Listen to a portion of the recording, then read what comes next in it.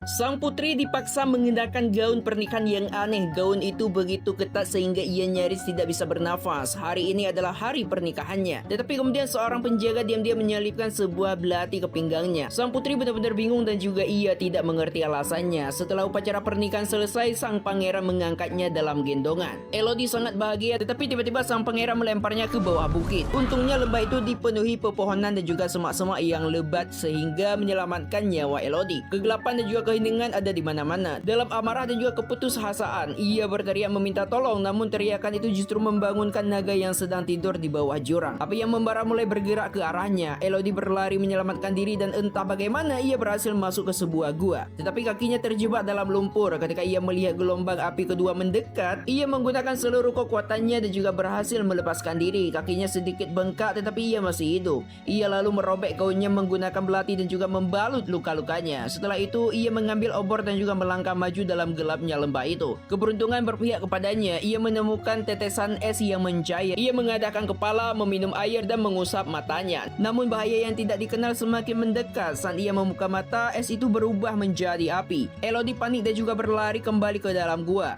Ia nyaris tidak lolos dari jilatan api naga. Kemudian ia melihat sebuah jalur di dalam gua yang mengarah keluar. Dinding gua dipenuhi kristal-kristal runcing seperti perangkap maut. Namun demi keinginan untuk hidup, Elodie kembali merobek gaunnya, membuat tali dan juga mulai memanjat. Ia hampir mencapai puncak ketika raungan naga menggema dari bawah. Karena ketakutan, kakinya terpeleset dan juga ia mulai jatuh. Untungnya mahkotanya tersangkut pada sebuah kristal membuat tubuhnya tergantung di udara. Tetapi kristal itu rapuh dan segera patah. Elodie pun kembali jatuh, naga itu hampir menelannya. Namun Elodie tidak menyerah. Dengan sisa kekuatannya, ia menancapkan mahkotanya kembali ke celah batu dan terus memanjat. Ia terus naik dan juga akhirnya ia mencapai bagian atas gua. Saat ia keluar, di depannya hanya ada lembah yang sangat dalam. Ia melihat para penduduk desa melintas di bawah. Ia melambai dan juga berteriak meminta pertolongan, tetapi tak seorang pun mendengarnya. Suaranya justru menarik perhatian naga itu lagi. Tanda-tanda peringatan di dinding dan tulang-tulang yang berserakan menunjukkan dengan jelas bahwa tidak ada jalan keluar dari tempat itu.